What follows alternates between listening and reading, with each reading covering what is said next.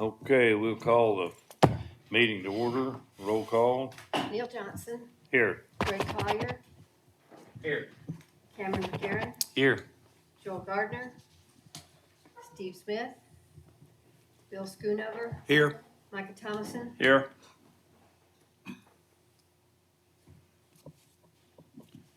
Okay, approval of the minutes from the last meeting. I'll make a motion to approve the minutes. Second. All in favor, say aye. Aye. All opposed.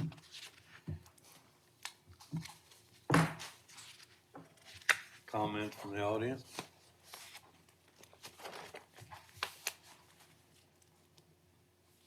Summit?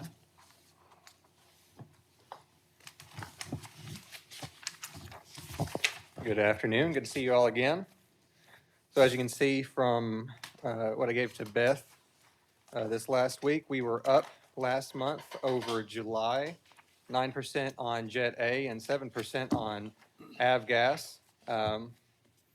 That's a pretty good jump for us, and compared to previous months, it's pretty well in line. It's not anything to write home about, but it's still good. We like to see that. We definitely felt it. And then to add to that, so far this month, I don't know. It looks like we're probably going to be about the same by the end of the month, but we did have one day earlier this month. We sold 4,000 gallons of Jet A. It's never happened before. It was a great day. We were dead tired by the end. I think I didn't leave till like 7 or 8 that night, but I loved it. And so we're actually got a lot of activity going on today. Again, not a whole lot of flowage going on, but we've got the guys running around. I'm calling another guy in early. He should be there now to kind of help out. All that to say, a lot of activity, a lot of smaller traffic, and a lot of jets that I haven't seen before. Maybe they're new aircraft and I just don't recognize the companies, but I have noticed unfamiliar aircraft coming in that I just guess they're coming in to do business with local entities here in town. We love seeing that. The customers, like the pilots especially, are happy. The passengers, they tend to get off the plane and they're gone, but the pilots are comfortable, spend plenty of time at the airport and figure out what we have to offer. And then even had a comment from somebody, I guess it was 2 days ago, they preferred coming into us because they were going into Bentonville the next day and they didn't like the minimum uplift that Bentonville was going to charge them. So I don't know if they wanted to convince their passengers to come to us instead, but where the passengers want to go, they want to go, I guess. Anyway, it was a nice comment. We appreciated hearing that they prefer to go to us.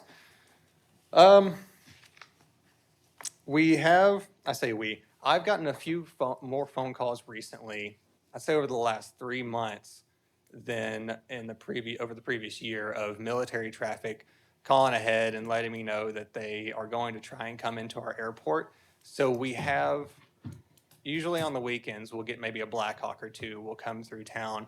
Not often, very rare, but the reason I wanted to say it again today is because now I've got 4 expected to come in this Saturday morning. So they sounded pretty promising that they're going to come in. They've never been in before, but they liked what we had to offer.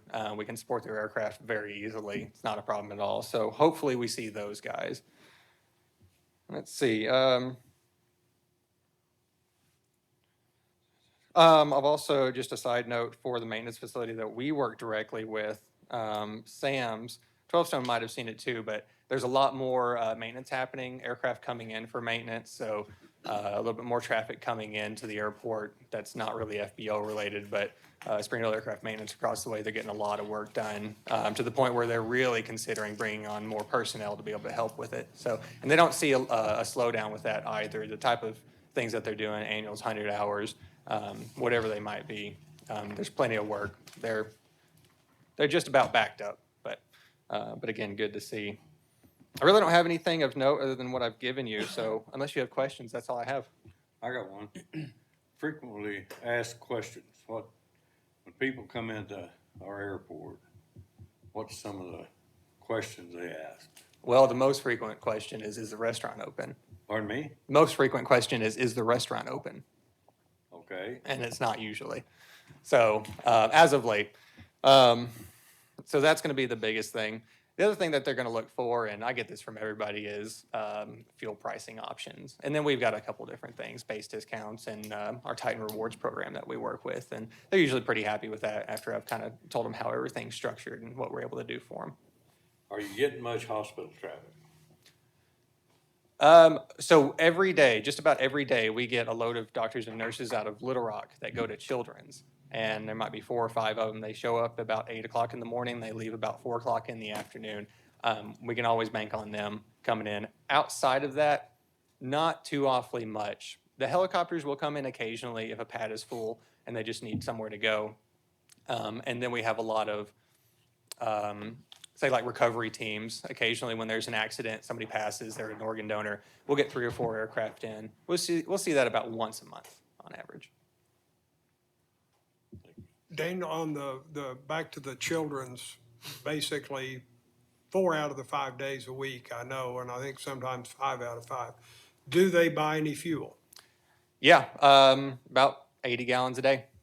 Okay, Typically. so they are, I didn't know whether we needed to try to, toss some sort of an incentive that way with that kind of regularity to ensure that they, or maybe buy a little more, So the pilots are very comfortable. They're a great group of guys that there's a few different pilots. They've made themselves at home. And Children's has been coming in for a long time. They used to lease an aircraft that Children's pilots would fly. They sold that aircraft and now they lease through a separate company that charters them every day. And so we've got those guys in, and I mean, they know Springdale like the back of their hand now. Very happy. They know the services that we offer. We actually give them, I don't charge them for GPUs. So whenever they get out in the afternoons, they buy fuel, so they're getting a GPU. And as much fuel as they're getting, it's well deserved. With the known situation at the restaurant upstairs, are you in a position even temporarily to offer anything to a customer that inquires about food, or any arrangements you've made with anybody down on Emma Street where you can do a quick turnaround? Sure. So usually if the courtesy cars are available, we have a book that we go directly to. My CSRs have compiled a general list of the majority of restaurants in Springdale, specifically the ones very close that are 5-10 minutes away. And usually downtown is very attractive. Downtown and Sunset as well. There's a number of restaurants that are easy to get to and very good. A lot of people go to Neil's. It's just a really attractive restaurant, very popular.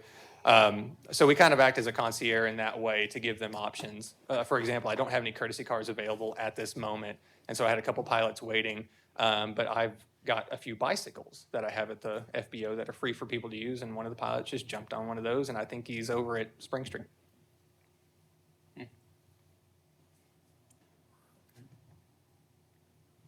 All right. Well, I'm always available if you need me. Thank you. Thank you. Ernest, do you have anything to offer us today? Just the restaurant, after I guess at the end of the meeting last month, Mr. Matlock called or texted after the meeting had adjourned, and he called me and tried to ask for some alternative disposition. I told him I had no authority to do so. But my understanding is, based on his social media post, that he's going to be ceasing operations on the 24th. I think it said, of course, he's got till the end of the month, but maybe he'll surrender possession sooner. Is he caught up? He had paid his rent, and actually, was it the last meeting that he went to the city clerk's office and he paid the rent instead of coming to the meeting? Up to, I think, this current month. It was his August. I don't know if he paid for September. It was his August rent. I haven't got word whether he paid for September or not, but he had been current through August as of the last meeting. So when we do a transition like this, there's assets there that are ours. How do we protect those assets? What have we done in the past? Just monitor him when he's moving his things out and go in there and make sure that everything on our list is still there. Okay. I mean, everything that we own is the large equipment. Right. And tables and things. It's gonna be so pretty obvious they're moving it, so, yeah. it should be. And, So the dining room Shelving. furniture is ours? yes, and the outdoor patio got some wire shelving in there, things like that. So he had to bring in his own dinnerware or glassware, which things like that. Have we had anyone inquire about it? Joel Moving in? says he has someone of interest, so we're gonna get together at the end of the month. He wants to bring his person over, I don't know who it is. Who is that, has the person? Joel, Joel, okay. and they wanted to come and Listen, do a Joel. walkthrough, but they're gonna wait until the restaurant's, until he's finished there. I don't think it'd be a bad idea to have, whether it be James or James, if you could get somebody to, on the 24th, to just help him get his stuff and make sure it's a smooth transition. Yep.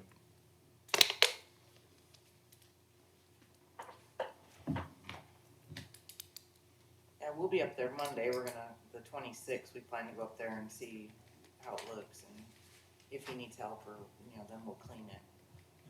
Like we did the last time when Jeff Mann got out, we just went in there and cleaned it for 3 or 4 So days. do we have plans of, rather than just assuming Joel has someone, do we have plans of advertising this and getting the word out, or what are we gonna do with that? I mean, we will, like we did last time, James and I tried to contact anybody that was on Emma Street, maybe they wanted a, kind of like a little satellite place or something. Someone recommended like 7 Brew Coffee Shop, but I don't know if something like that would work, cause they probably need a franchise. I don't know if they could take the franchise they have, and open another location or not, but something like that All would they be have is okay if they coffee. serve food, well, you'd have to serve food too, but. And personally, I don't wanna drink a cup of coffee before I go on a 2-hour flight, so I don't know, especially with no bathroom in the airplane, but. We certainly haven't had any luck so far. Hopefully Joel's got a good person.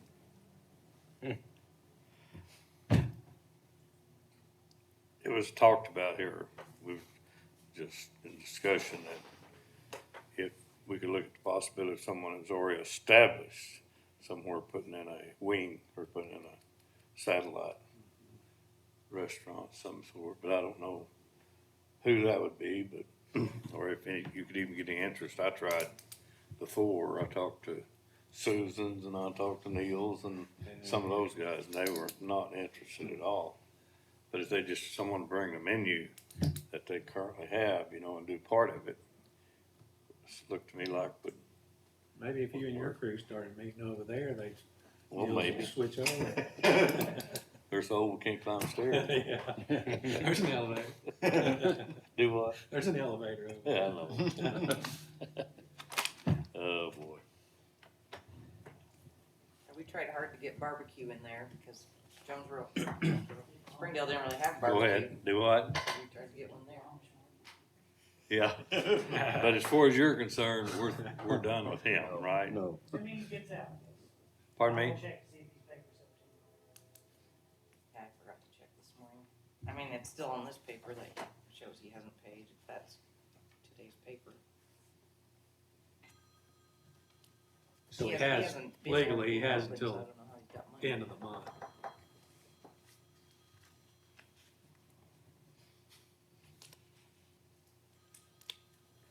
So we can start advertising now or doing whatever. I think so. I think we should. Sooner the better. Yeah, she got it. Oh, was that there? Back there somewhere. Well, I wonder, Slim Chickens is a fast-growing, locally owned franchise operation. And I don't know, would we be stepping out of the box? Could somebody like that even provide food, They're not coming in. something like You to go into a major, location you go like into that? major airport terminals and about every one of those fast food operators have a small presence there.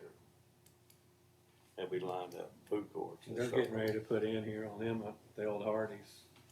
Who is, Slim Chickens is going in where the old okay, Hardee's I'd was. heard somebody, I didn't know who, well, that might nix that then, but, just, could they even provide food, to the location, on a daily basis, That's what I was kinda thinking about with Spring Street or somebody close, but I'm sure it's across the board from one day to the next. they're gonna have waste every day, not knowing who's coming or what to prepare. Those large airports have all those restaurants, but they're all managed by a restaurant management company that handles all that. So all the employees all have the Burger King employee doesn't have a Burger King paycheck. They get a paycheck from some group that is managing restaurants in a airport that kind of has, it's a niche. And something like Slim Chickens, they would look at the size of that dining room and say, this will never work for us. So it's gonna take almost like a, I don't know, mom and pop, but like a smaller type place, like a Susan's or a Neil's that's interested in it. But those places are so well established that we just need to find a Feltner Brothers or someone that's not got an engineered, architecturally drawn, this is the way we do our restaurants, like like the big chains will, and all the franchises will. They'll have specific rules for it. And it's willing to build their customer base back up. Right. Start slow and work their way up. Yeah, that's exactly right. And work with us, because most landlords don't have the same rules as we will have for them, and same obligations and restrictions and expectations of setting hours and those type of things. Well, But we've had people look in the past. We'll have people. I feel confident we'll have people. We get the word out, someone will look and do it. And I think we spend our time like we always have in the past and just do our best at trying to get the people that we think will be a long-term solution for it rather than a short-term. are we gonna try to come up with some kind of program that we can push on it, or we're just gonna do what we've been doing in the past, just word of mouth Word of to mouth. different people? Or what's your suggestion? Well, we can, again, reach out to all the different restaurants and even food trucks. Maybe they'll want a presence of a brick and mortar. Food truck might be a great idea. And we have, that food truck lot down there off of south end of the airport that might drum up some interest. I What could go about, to the owner of that, what's it called out there? Food trucks. Yeah. Can't think of the name of it, but I could go to the owner and ask him if he would reach out to all of them and see if they had interest. Right. Boardwalk. what about a post? That was my thought too, cause if they did breakfast and lunch and then they could do the evenings over at the food truck. Right. And we even offered to have them park their food truck out there where we have that slab and we have gas line out there, so if they need to hook to gas, that's available. That's why we wanted barbecue, we thought they could put a gas barbecue pit out there. That might be the question, is if even if they don't want a long-term thing, could we find a food truck that'd be willing to do a temporary situation to get us through so we have an offering until we do have a more permanent resident?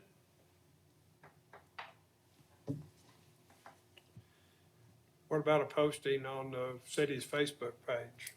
I don't know whether there's a prevent or if there's anything like that that can or can't be posted on our city's Facebook page. It's just the lease city property, so it can be on there. Can, who would be able to do that? We can send it to Anna. Okay, I think that'd be a way to get the word out. A lot of people look at that Facebook. We can explore all these ideas, and hopefully next month we'll have some ideas or have some leads on some things. And I've got one idea I'll research, but is there anything further on from you, Ernest, on the legalities of it? So everybody understands he's got until the end of the month, but he's gonna move the 24th. So then we'll all come back next month and see what we can put together, or if there's any interest or anything like that. So if we find people, that's what we should recommend, right? Is meet us at the next meeting, come to the meeting next month and have they need a formal proposal that they need to turn in beforehand.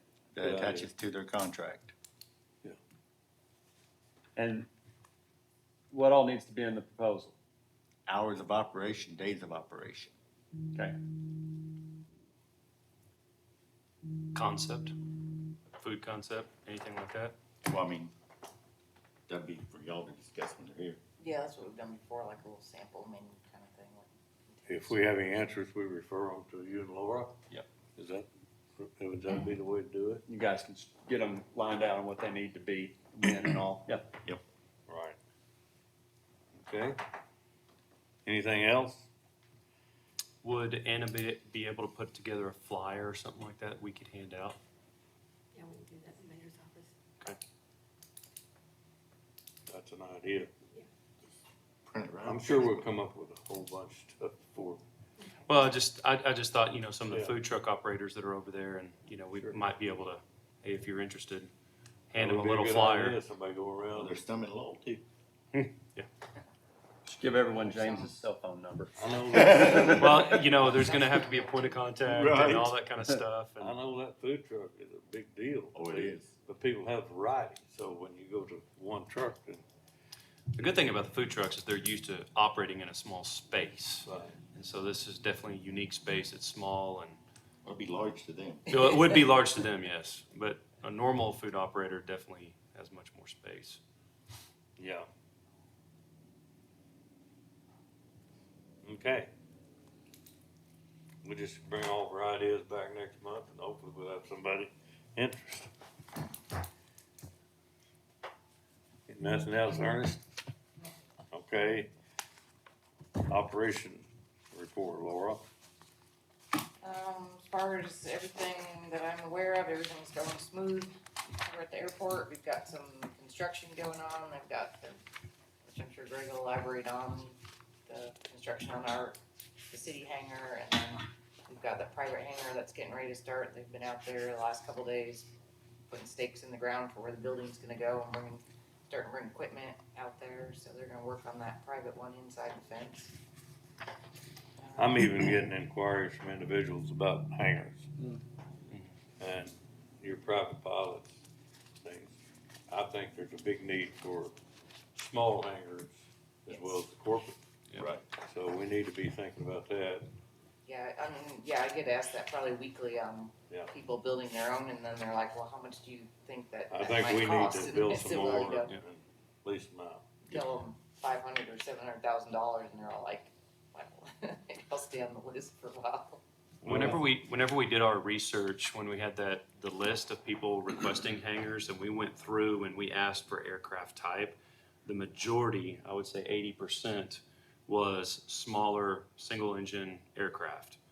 That was the majority of them. So you're right, you're spot on. I think, if we consider building hangars, that's something that we need to consider is Sure. to accommodate those folks, because there's a long list of them.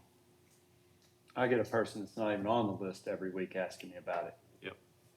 There's definitely demand. I mean, obviously, we had a guy come last week just to tell us there's demand. Right. So, I mean, I just don't know. And see, they can't go anywhere else because there's nothing anywhere in the area. Yep. So, yeah, we need to be really getting that on the front burner. But a lot too have expressed interest in being in Springdale. They don't want to actually go to Rogers or I understand Fayetteville, that, so. yeah. Yep. That's what I'm finding out. Other than that, we're just doing our normal maintenance, mowing, that type of thing. Everything seems to be going pretty smooth out there right now, so knock on wood, hopefully that keeps up. And then we discussed the roofing last month, and unfortunately Kevin was not able to be here. He's out of town this week, but Buck is here and he wants to discuss the silicone type roofing and let you know about that. So, you want to step up to the podium? Sure. I'm gonna drop this, Kevin's guys made this sample of silicone on metal last night. Unfortunately, they use these self-tapping metal screws, so be real careful with it. I don't know if you wanna, maybe I could just lean it somewhere, or it's a touchy-feely. But that's our high solid silicone over metal.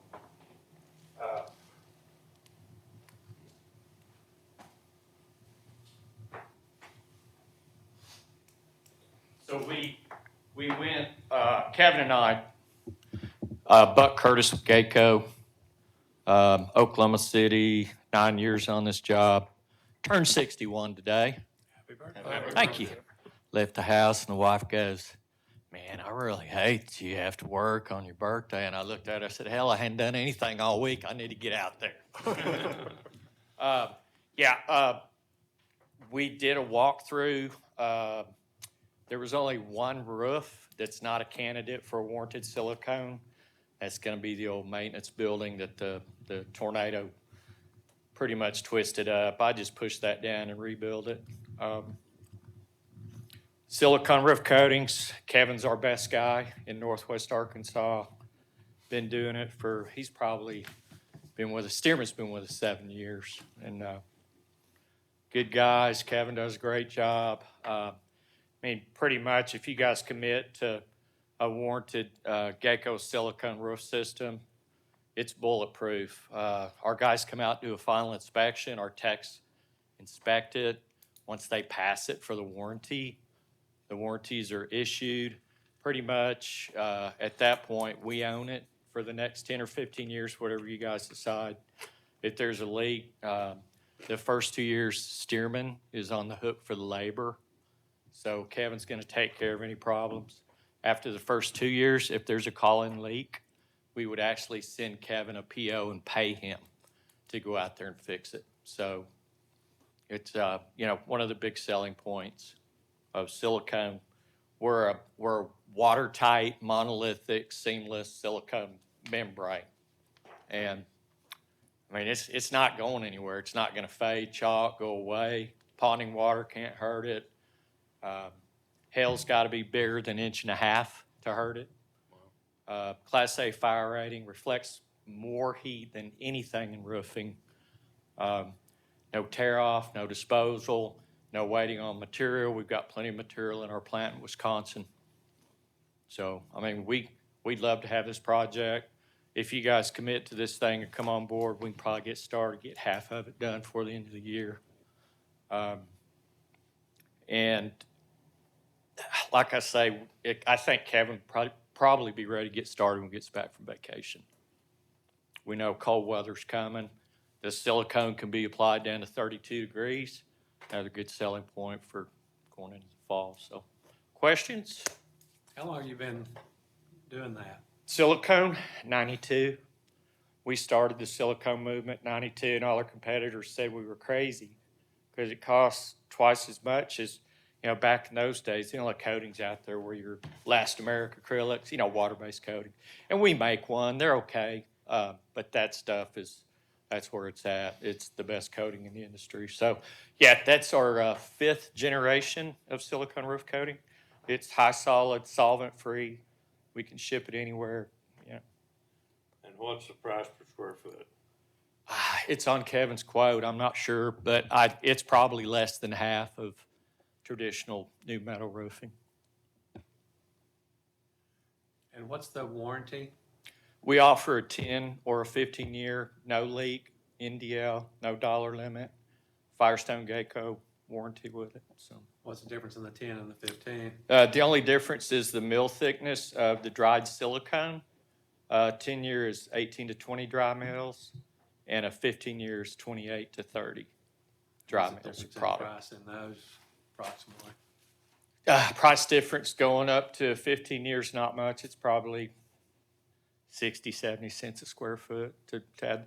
And all the warranties are renewable. At the end of the term, we'd come out and inspect it. We find a bullet hole, we fix it. And we can renew the warranty with just one more pass of product after that point. So, got tons of projects on the ground in Northwest Arkansas. So I'm curious, what kind of preparation has to be done to the metal to make this stick? Good question. So first thing I'm looking for is rust. Do we have big rust issues?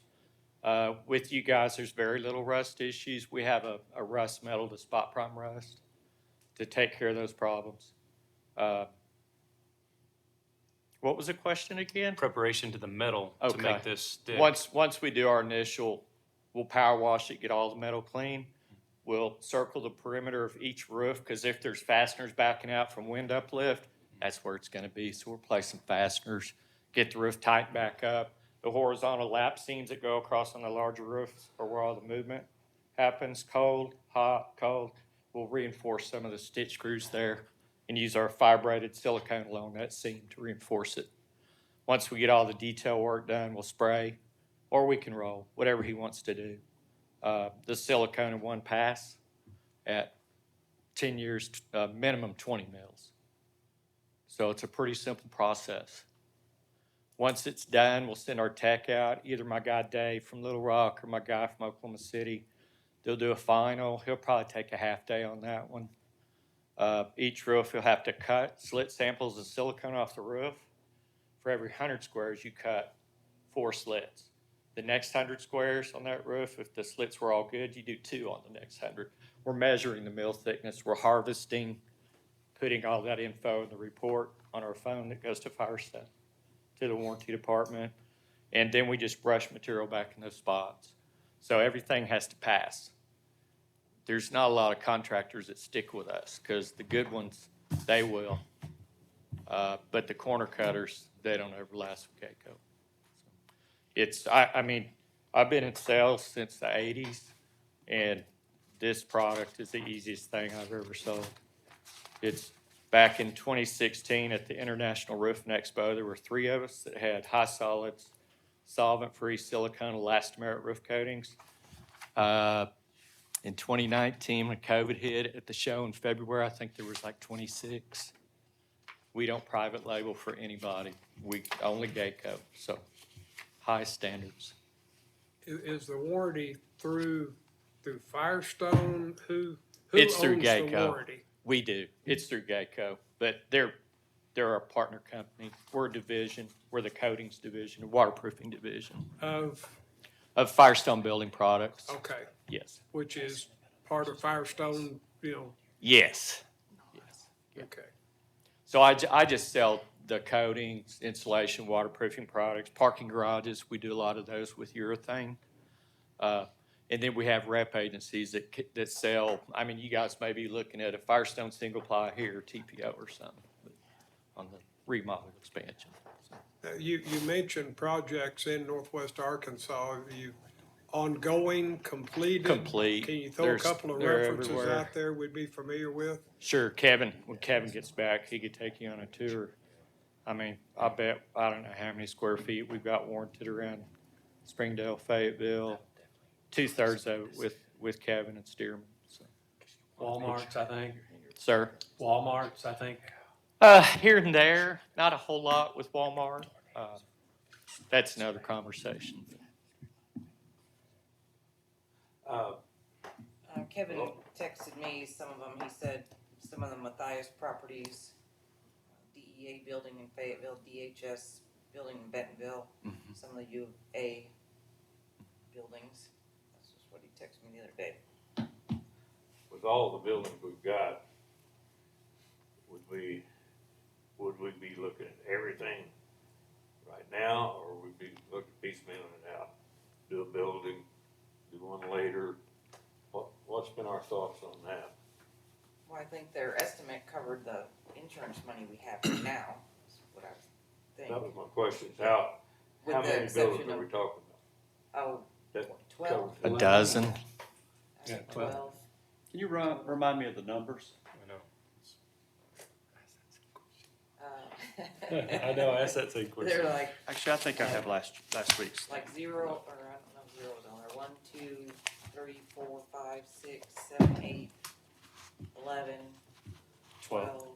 No, I think. No, they I made mean more. the, cost? how No, much? the cost. Oh, He's the talking cost, about I'm the sorry. Their estimate was approximately 480, I think, and we've got just over that in insurance. So we're fully insured on it? I think that, yeah, I think they came in just underneath what our insurance had.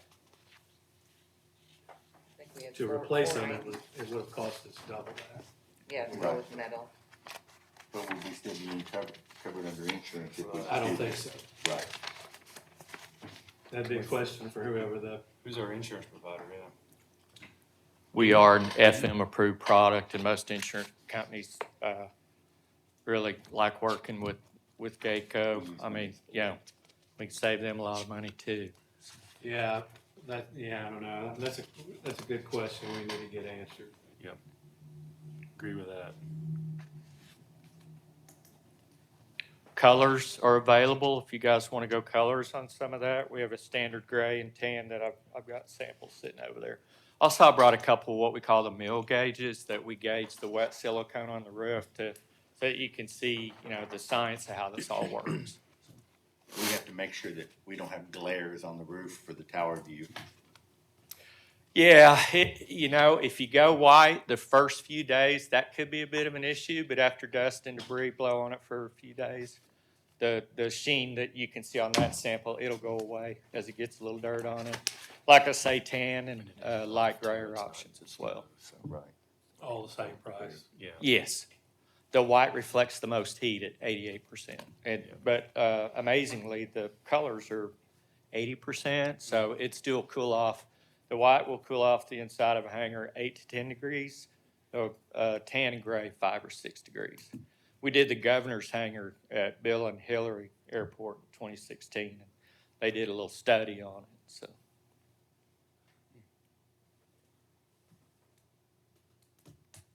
Any more questions? We're ready if you guys are. Just let us know. Kevin's a great guy, man. I wish I had 2 or 3 more like him. Don't tell him I said that. Thank you. Thank you for your time. Appreciate it. Thank you. Thanks for coming. Well, as I understand it, we've got a wash on the monies available and doing this project and with this product. I guess the question is, do we have enough information to proceed with doing it at this point? Or do we need a little more? We need to talk So to we get from our point. clarification on Yes. if insurance will cover it after Right. it's been done.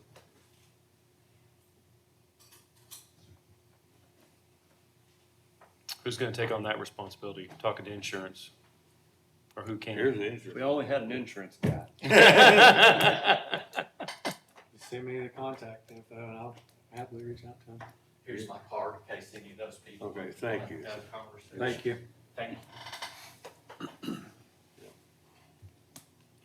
So do we Okay. leave the other 8,000? It looks like it's 488,918 is what insurance will pay because of the depreciation on the hangars. And it looks like the cost of silicone coating on the bid was $480,407. So roughly $8,400 over. It's going to cost us $8,000 less to have the silicone done versus what we have money. So we'll have a little. Do we just lose that money, or are we able to use it towards the $13,000 for the quote on the fence that wasn't insured? It's our money. Yep, so then we're only $5,000 from getting the fence finished and fixed as well. So we can get all these holes. Now, the real thing is that these leaks were not necessarily caused by the hailstorm. These are things that have been long-term, ongoing forever, and we're just gonna make a lot of tenants very happy by finally fixing their roofs. And we have the money to do it. Or we could put money down on a hangar and build some new T-hangars or open hangars, because it's our money, right? So, I think we have options. I think it'd probably be wise to finish the project and see if anything comes up when they're doing the roofs, if there's this or that might need paid out of that money. But afterwards, I mean, we're paid, we've got the money, so it's whatever we don't spend is ours to use. and we need to come up with 13,000 to cover fences. Yeah, the fence has been paid for and it's installed. If the fence is finished, money just is coming out of my budget. I don't want it to come out of. So, or I don't actually know where they paid it out of, but that money should go back to cover. Well, we the are fence. profitable, so we should be able to have some profit that we can spend on that, so. That's why we went ahead and fenced it back up. Yep. Can I just say one more thing? I forgot one thing I was gonna mention. The warranty fee for our warranty is 10 cents a square foot for the 10-year, and it's 15 cents a square foot for the 15 years. So all that being said, with 10,000, what do you guys got, 100,000 square feet out there? So it's 10 grand for the 10-year, and it's 15. That's on That's top of figured what it's your bid. turnkey at Kevin's price. Yeah, we charge the contractor for the warranty fee once the job's completed, and only and if it has passed the final inspection. So that's not included in, It is included. It is It's turnkey. That's Oh, his it is warranty fee included. and everything. So you're saying that we should be able to increase the cost by $5,000 to us, and we're gonna get a 15 instead of a 10-year warranty? Well, as far as the warranty fee part, yes, it's 15 instead of 10. Oh, but we'll have more material, so there'll be more Yeah, expense to with be that. increased material. Yeah, get with Kevin if you guys wanna see it. I think, That'll probably is it a exceed 10-year quote? Yeah. the money we got. It'll say on there, but I think it's I don't 10. remember. I didn't. Give me line. I didn't Bring write that. it down. Yeah, I was thinking it was 10. I was thinking it was 10 too. I think that's what he It told said, me. it said a 10-year on that, Right. so I bet it, like Greg's saying, he's gonna price us out of what we have. We're gonna have to bring some money to the table if we go 15 years. One thing you guys haven't discussed yet is we can do a grant with the Department of Aeronautics. You guys still have a 90-10 grant. Me and James had a conversation with Jerry Chisholm about it. So you can get up to $150,000 in a 90-10 grant. So that would be, the airport would pay about $16,000-17,000, and then you could get $150,000 from the state. He said it would support a project like this. What we kind of talked about with him was maybe phasing it over 3 or 4 years to Right. get all of them completed. But I just wanted to throw that out there. We can fit that in however you guys decide. So that's separate from anything that we've got. Yes. Correct. And what else could you use it for? You can use it for any of the airfield projects. So we could use it on, if you guys decide to do a hangar, 150,000 won't go very far on building a hangar, but maybe some of the apron paving, something like that. But you get one 90-10 grand a year, one 80-20 grand a year. We use the 80-20 on the Powell hangar project. So we've got a 90-10 grant. Then there's also a 50-50 grant, which is $200,000, I believe, maybe 250. To go with that. So 2 grants are still available. So we could do that, pick the worst third of the hangars, get that finished this year, and then continue this, and then we have almost $500,000, well, we're spending some of that money, so we have $400,000 left that we can spend towards our 80-20 or 90-10 for some bigger project through the federal guys that might get us some hangars. That might be the cash rather than going to the city and asking for them to add the 20% or the 10%. We might have that money there. Does that make sense? Yeah, but I wouldn't feel comfortable robbing Peter to pay Paul, if you will, and not having all those roofs done. Because potentially, eventually, you're gonna have to go back and do them. And then what do? Go to the city then? Yeah.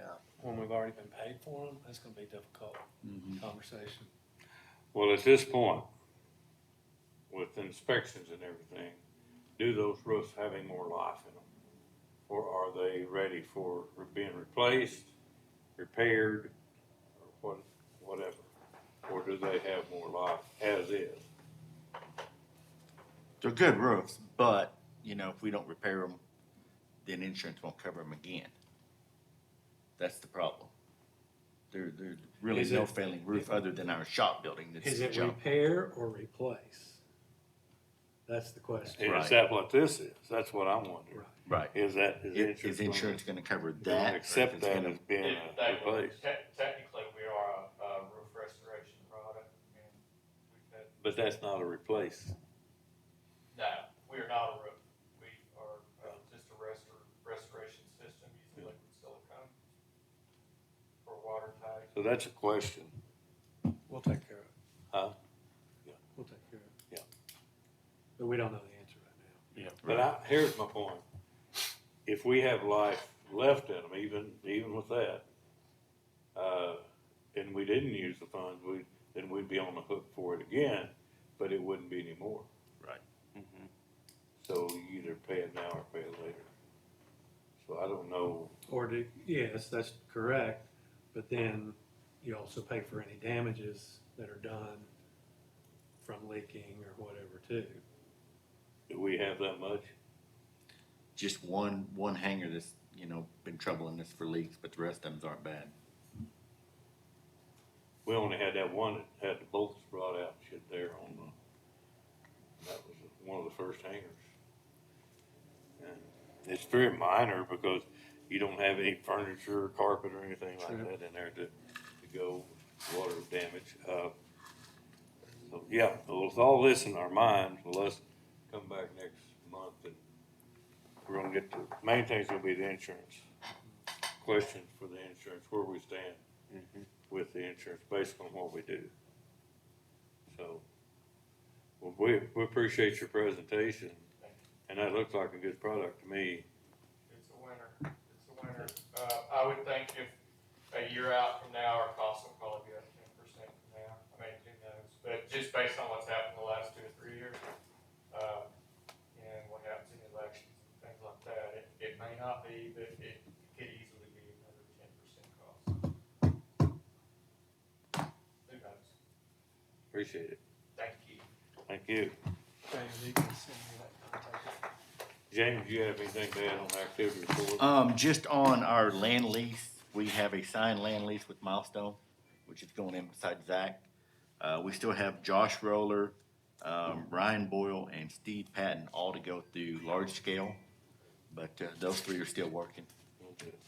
So that's about it. We got the red iron up on one of them. Yes. So we have potentially 5? One of them is that. 4 at least. Yeah, Milestone's about to start construction. They Yeah. were the ones out there. They're the ones that got the marking signed out. lease. Boyles were there at the airport a couple days ago with their architect, trying to figure out how to lay theirs out on their plot of land. And they're getting ready to go through large scale, so. Dr. Roller's doing the same thing, and he's still gonna be on the east side of our corporate hangar over there. So, but we're still just thinking 4 there. Right. So the 5th person's gonna be south, on the south side? Steve Patton, I don't know. Yeah, you A got You named Milestone. 5 people. well, we got Milestone, which is going beside Zach. And then we have Josh Roller on the east side of us. And then Boyle is gonna be on the west side of 6, and then Steve Patton, One's which is on our beside hangar. our hangar. If you look at these two X's. You're that are counting our kind of hangar twice. Up here, or sorry, on your screen. You're counting ours twice. Oh, Of the roller. Right. The two X hangers right here, the Milestone one, right? Right. Right, James, Yep. and this is the Boyle. Boyle hanger. These two right here. And that's their kind of off the airport road right here. That's right in there with the fuel farm. Right? Yep. Yeah, their plan is to bring their apron off to the south. Over here also, so. How big is this, the Boyle piece, the property? I don't know, maybe I've missed something here, but I don't recall that name being discussed previously. I know we talked a little bit about that piece of property right there, but do we have somebody that is really showing an active interest? Yeah, they were the ones that were out there 2 days ago. Okay. Yeah, I've already talked to their engineer, and they were ready to sign a land lease, and I'm like, you've got to get through large scale first. So they were ready to sign, but I said, you've got to give me your plans. I need to know what size hangar you're going to be to do a land lease. Okay, and they didn't come to us on the east side. They have just this piece here. Right. You know, within the airport boundaries. Right. Okay. Yeah, they couldn't come to the meeting, so that's when I brought it to you guys in lieu of them because they were out of town. That parcel right there, the flat part is about 100 by 110, and they want about a 50 by 60 maybe hangar. They don't want very large.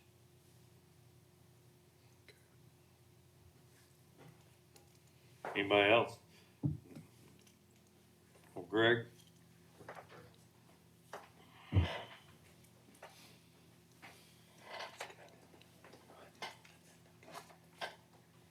All right, I've got, let's see if this will work. Okay, I got a few things on the agenda today.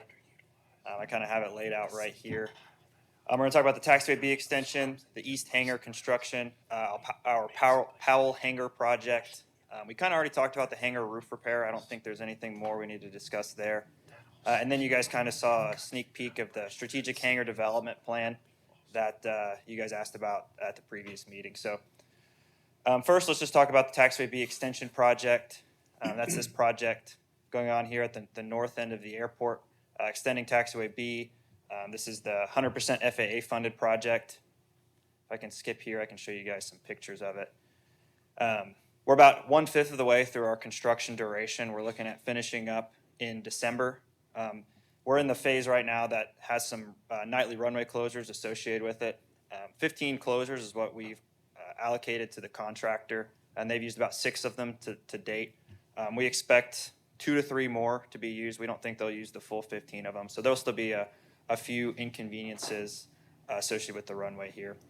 Here are some pictures of it. You can see this picture here is kind of standing close to the runway looking out. This is Highway 265 and kind of the rodeo over there. This is the box culvert that's being installed. They've got some wooden forms put up here. They're planning on pouring the top of the box culvert on Monday night, And so we're looking at another runway closure on Monday night for that work. Here's another picture. These were taken today. This is kind of the end of the box culvert. This is what we call a wing wall. It flares out to take the water in as it's going into Spring Creek. You'll notice there's still no water here. They've got construction equipment because you can see a little bit of water here in the corner. They're pumping water around to the other side of Spring Creek.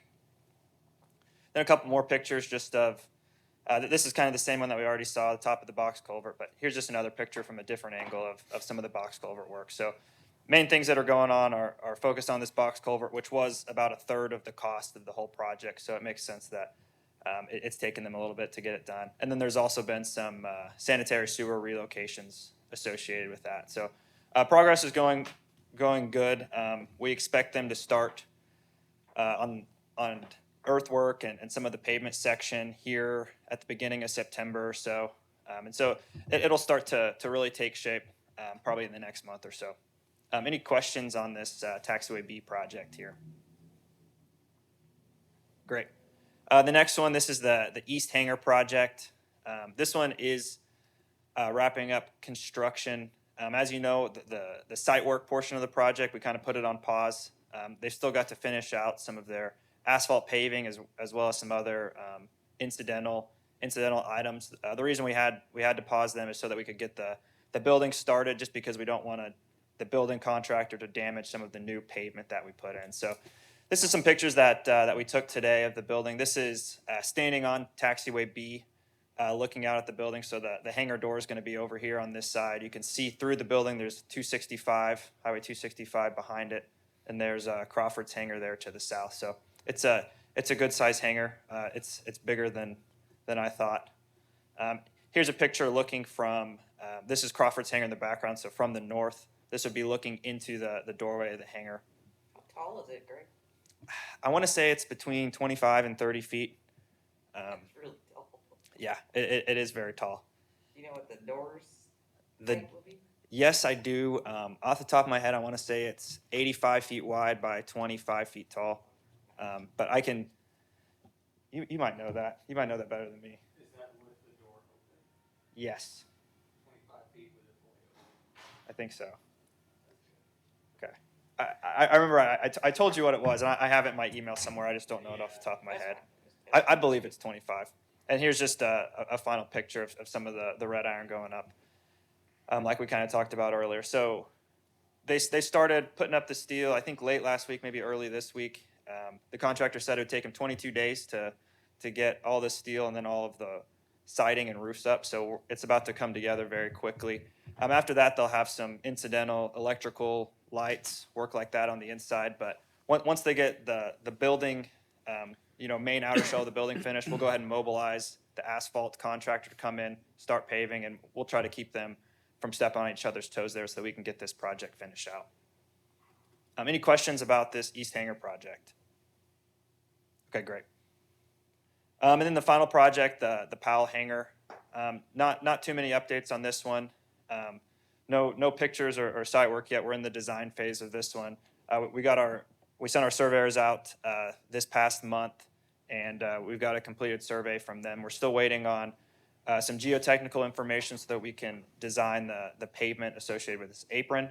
And then I've got a meeting with the planning department at the city tomorrow to go ahead and talk about a pre-application meeting for our large-scale development. So it'll start coming together here in the next month or two. We'll have a completed design and be able to bid it. I expect bidding probably to take place in December or January at this rate. Any questions about those three projects? Yes, Greg. Question. We discussed this last month. So the green there is a detention pond. Yes, right? sir. And we kind of kicked around the idea of using that space more for other hangars and moving that to the south.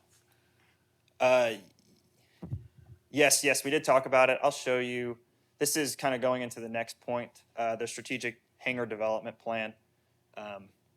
You can see this is the Powell hangar right here. And what I did is I shrunk, or at least moved that detention pond area so that we could fit another hangar here just to the south of it. And so this detention pond area is in a... You'll displace a hangar regardless. We'll displace a Unless hangar unless you guys want to try to. We can pipe it, but we're gonna have to put a detention pond somewhere. And I know Micah was talking about in the previous meeting, we've analyzed or looked at this spot down here at the south end of the runway as a potential regional detentional facility that can serve a good chunk of these hangars, so we don't have to have a detention pond with every hangar. But that's not something we've looked a lot into. We know it's possible. We know we can do it, but we don't know how many changes we're going to need up here, and then what kind of ditch or pipes we're going to need to go to that hangar yet. If we move the pond down there, we're gonna have trouble with birds? Do we have trouble with birds on the other end? No more than It's not supposed to the hold water water. holes for a Right. day, I think at most. Correct. Just the other end, we have a pond or something, we have bird issues, right? Anytime it rains heavily, there's ponds out there that will, Clear Creek, that channel will harbor them. And then there's a pond over there by the pallet company that they wanna raise their young in. So, yeah, it doesn't take much water to attract a bird. Yeah, for the ponds, the FAA requires they have to drain in 48 hours. And so that's their standard for trying to keep birds, things like that out. Now, Spring Creek, with it always having water, it won't apply. So you'll always have that issue with Spring Creek. Greg, that kind of answers your question on this. I tried to size this detention pond or put it in as convenient of an area as possible so that we could utilize this space right here for a potential hangar. But ultimately, we're going to need this detention pond here unless we decide for a regional detention facility downstream. How do we think on that? What do we, I think you have to base it off of cost comparison to what do we lose by losing a hangar there versus the cost of moving it. pipe it that far? I mean, pipe it to the end of the hangars or to your taxiway that you've got there, and then it can be open trench, right? We can open trench it a lot of the ways, actually. Just have to have culverts, which are expensive. Correct. Culverts are expensive, and that's a part of the unknown is we don't know how big these culverts need to be yet until we really look at it. Piping it would be expensive. Open channeling it wouldn't be a bad idea. However, if we did a detention pond here, detention ponds aren't expensive. It's pushing dirt around and then maybe a $10,000 concrete structure to help control the water. And so if we built this detention pond, you're looking at $25,000 maybe today.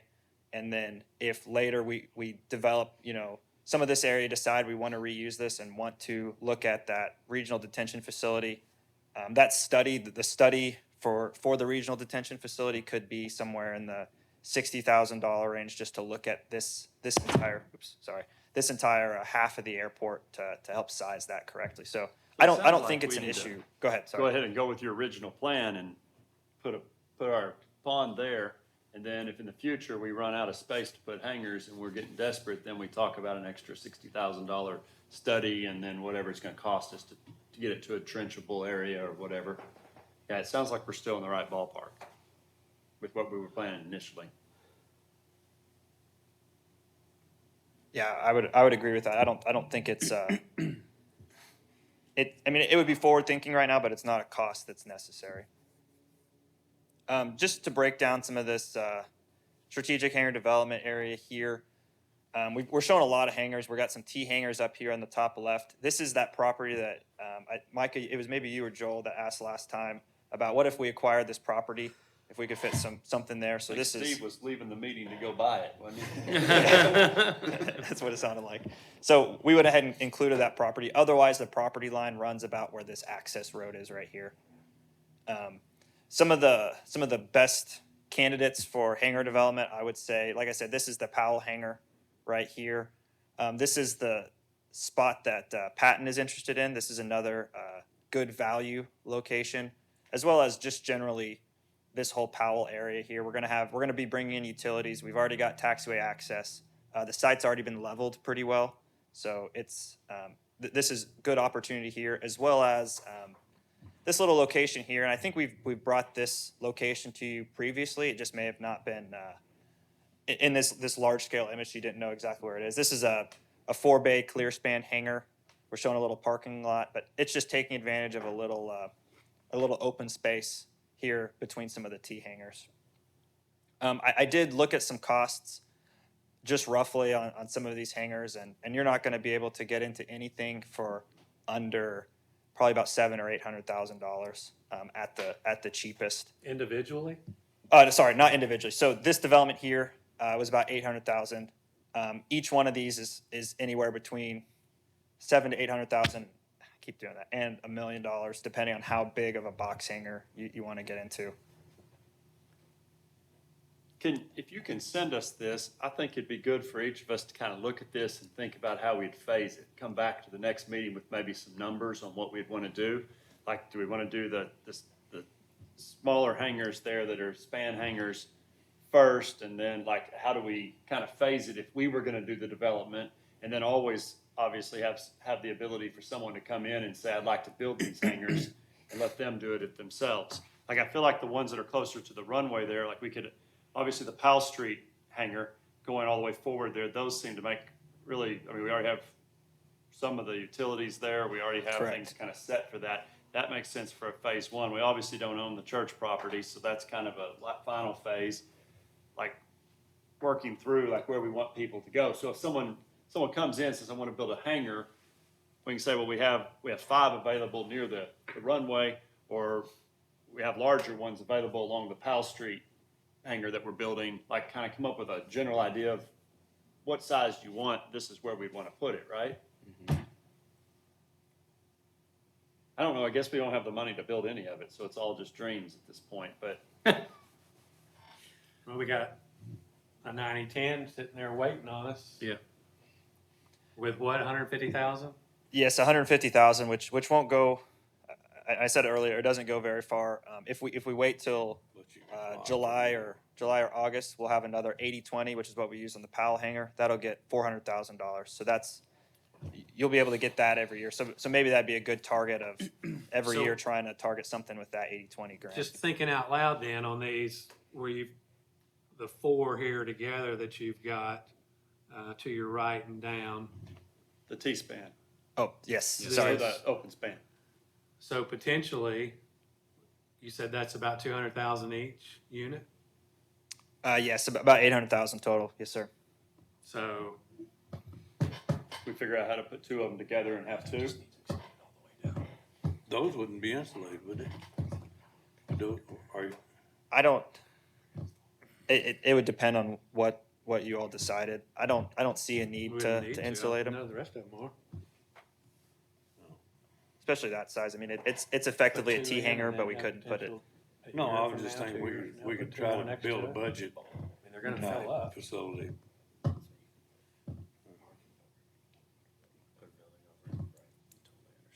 To me, looking at dollars and cents, that makes a lot more sense than looking at a full hangar for $800 to $1 million that we know we don't have the money for. I agree. This is one of the best value candidates. So just so you guys, as a point of reference, those 1, 2, 3, 4 hangars there, if they're built in the same size as what we currently have just to the north, you can fit anywhere from 3 to 4 planes in those hangars, each one of them, depending on the size of airplane. So each one of those hangars could support 4 single-engine airplanes. So we're not looking at 4 here. We're looking at potentially 16, Right. 12 to Potentially, 16 airplanes yes. in here. Potentially, depending on the size. Now, you get a twin in there, it's going to take up more room, but I do know that there are some folks that have hangars there to the north that they have anywhere from 3 to 4 airplanes in those hangars individually. So then what about when you do that, I should know this, but I don't, do different people rent those and put different owners have a different plane in there? Or is it one person that has 3 or 4? It's one person that has 3 or 4. Yes. Yes. But we could still lease to one person and 2 of his buddies sublease from him. If he gets approval from you guys first. Yeah. If they ask. Yes. I just wanted to point out is it's Yeah, more that's than good. just 4 airplanes. I was thinking 4 Yeah. airplanes, so I'm glad you said that. Yeah, so it's definitely more than 4 airplanes, the size of those. Single engine, so just depending on the size. Moving away from the west side and the Powell area, we still got the east east side over here. So this is where the current east hangar is. The location just to the bottom of the screen, to the east of that will be where Josh Roller was interested. So we still got 2 spots open on this side, and then this is kind of the plan to develop the rest of the east side. And these would be the bigger box hangars Right, is probably yeah. the most efficient. That's apples and oranges. Don't you think once we get this, where we're currently doing our large scale and we have all that taken care of, we're gonna fill those spots up? And then everyone's gonna wait until we do another large scale for our next hangar on that side, and we're gonna fill those other 3 spots up. Like we can almost control every time we do something, we're gonna get 3 more right away that are the big corporate hangars. Yep. So I think for our, like, what we're talking about is that getting more general aviation traffic. And I've always argued that Springdale is known for its general aviation. That's kind of our niche. So for me, for what I think we should do to help our airport and the people that are using it, it's probably on the other side. I mean, we obviously have this started. We go to the other side and do things more like with those 4 hangars and see if we can't help some of the people on the list that aren't corporate, because corporate people seem to be able to find the money if we do some of the work. Yep, agreed. So Greg, can you put a plan together for us on that? If we've got 400,000 here and 150,000 here, can we put those, can the 150 be the development, the large scale development, and the 400 be something to get us started with a couple of those hangars, knowing that we're gonna plan to extend as we get the money? Like Greg's idea. I think I lost you there for a second. Are you talking about just for paying, like doing the large scale development and kind of getting plans put together? Or are you talking about? I think he's talking about paying as we go, money that becomes available. There's nothing to keep us from designing a hangar and applying for it with the state. Correct. The state will, based on if we present them with a plan that we want to build hangar, there's more money could be available than that 150. We got people coming to us saying we need hangars at Springdale Airport. Right. There's gotta be people contacting the state and the federal, both saying we need lots of hangars in Northwest Arkansas. Right. And So maybe they're gonna be more inclined to agree with us and give us those grants. no, I would agree that they're definitely, the word's not coming to me, but they're encouraged to, give out, like, the PAL hangar got a grant without an issue. We didn't have any issues with that one. We've gotten grants at some of the other, I keep moving my hands and hitting stuff. Will you turn that light down? There we go. No, not this way. That's blind. I'll just, there we go. That's a lot better. They're definitely, they're incentivized to give, or maybe not incentivized, that's another bad word. They're encouraged to keep giving out these grants for hangars. Just maybe 3 or 4 months ago, they changed the 80-20 grant from being a max of 250 to 400,000 just for hangars. So they hear kind of the need of the state for hangars. Now, 400,000 doesn't get you a grant, but it helps out a lot more, or doesn't get you a hangar, but it helps out a lot more than that 250 did. Now, like I said, that grant won't come available again until next July, because we use the PAL hangar, and that's when the fiscal year turns over for the state. So, Well, let's plan next July to have a plan together to put these 4 here then, and let's propose it. and it doesn't have to, we don't have to have plans or design. Effectively, we can base it up. They'll give us a grant based on an estimate. So I mean, there's very little risk on the commission executing a contract with Garver and Garver spending $50,000 or $60,000 designing it and then it not happening. We can go ahead and get the grant and then go through the design phase. So I would say let's do the estimate then, and let's get it set up, and let's plan on doing that in July. Just have it, so you're not under the gun and we're giving you a month's notice. We give you a lot of time to work on an estimate for us, but let's look at doing that. And it looks like you've got a plan for parking lot and things, so of course we're gonna have some development there. Mm-hmm. And that parking lot it's there and we're showing it's included in the estimate, but it's another thing that we could cut if we don't, if the prices come in too high. Or It might help Laura, because there's a lot of argument about where people are supposed to be parking right now. Give them a parking spot that's not all the way in the terminal building might make them happy. Doesn't save them a ton of steps, but save them some. that's all I had. I'm happy to leave this up if you want to look at it some more, if you want to discuss it some more. But We may later just appoint a committee to study Yeah. what we might have available and a good plan on that. Absolutely. Anything else, Greg? No, sir, that's all I had. Thank you. Thanks. Any questions for him? Anybody got any old business? No, sir. Comments from the commissioners? Let's adjourn.